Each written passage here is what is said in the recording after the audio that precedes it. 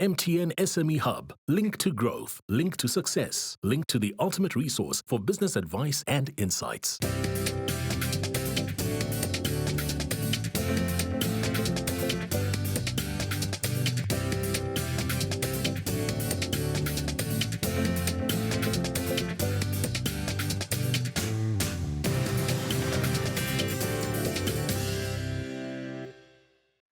Welcome to the Big Small Business Show, the show for all our wonderful entrepreneurs out there, our entrepreneurs who are changing the face of this country. And in studio with us today, we have Mahlatsi Manyama.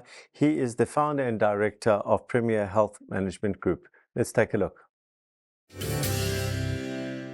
My name is Mahlatsi. Surname is Manyama. The name of the business is Premier Health Management Group. I initially started this business with my friend. We were co-directors. In 2018, we started this business by applying for work in the mining sector. And then we got a job from 2018 to 2022 while I was still doing this business as an occupational therapist. And then in 2022, I focused on it on a full-time basis. And then my friend focused on his business as a physiotherapist. Currently, we are focusing on three main products, which is personal injuries, malpractice, as well as functional capacity evaluation, which is mainly done by an occupational therapist.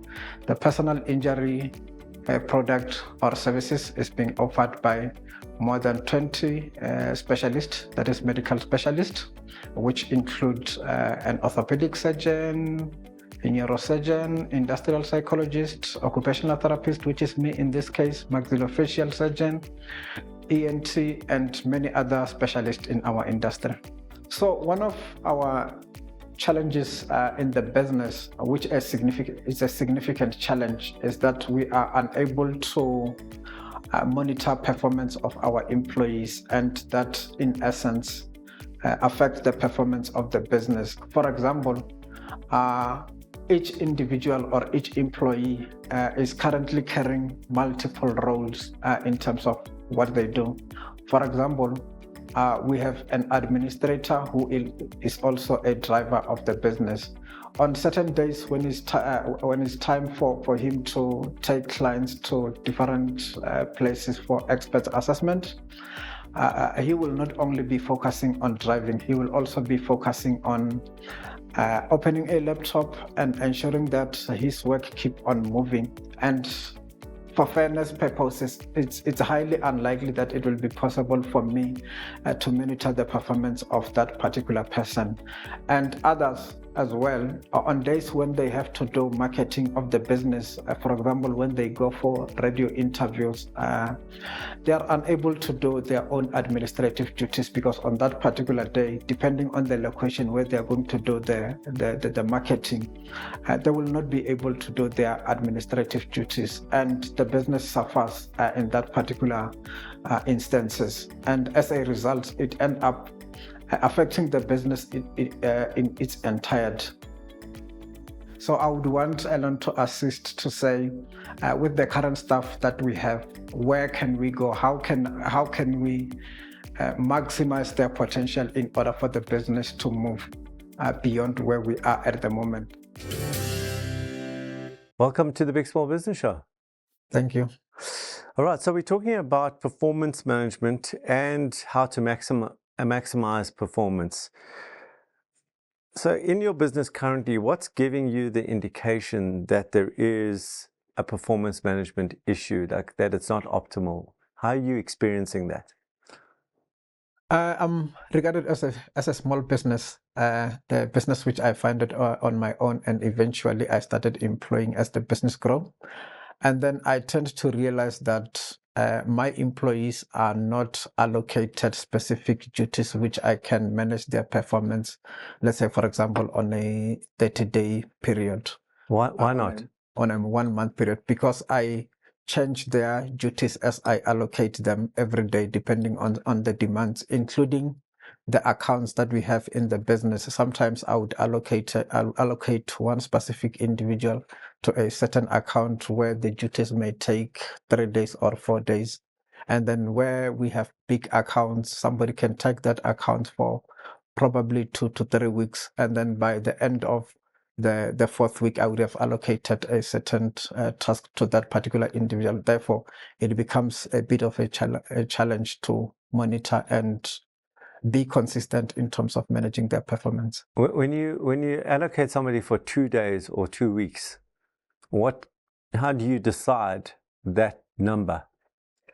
I would have looked at the number of claimants that would have come to our practice at the end of that particular, or at the beginning of that particular request coming from the client as to what is it that they want. Because we've got more than 20 consultants in our business, therefore that determines the amount of duties that is required for that particular clientele. So what you're saying is that there's a possibility that you might be allocating 2 days and it takes a day and a half.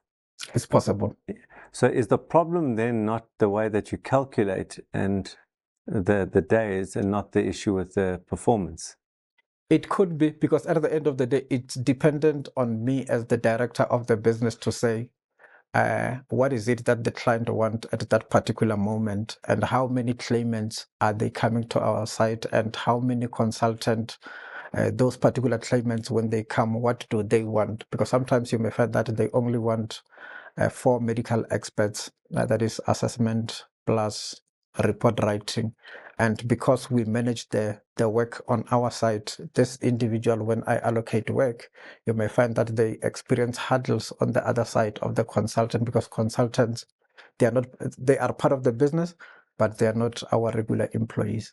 When somebody is sent, and let's say it's 2 days and it only take a day and a half, do they just leave for home, or do they come back to the office? Or so how our work is, you are sent by your lawyer, the law firms, to say, go to this particular place where you're going to do medical assessments, and they may indicate how many experts you are coming to see. This is the claimant. And when they come to us, this particular employee of ours, they ensure that they communicate with all of those 3 or 4 experts. And once they communicate with those, at the end of the day, once the assessment are done, which is part 1, they have to follow up for the reports. And following up for the reports, when the report comes back, they do quality assurance. After doing quality assurance, if there are major errors on the reports, they have to go back to that particular consultant for rectification of those reports. So that is time in between. Whereas when the report is 99% good, it means there won't be those quality assurance, which takes some time. Therefore, the report will go to the client, and the same report gets to be allocated to another medical expert for continuation of the job. Okay, we're going to take a break now. When we come back, more questions for Mahlatsi. Stay tuned.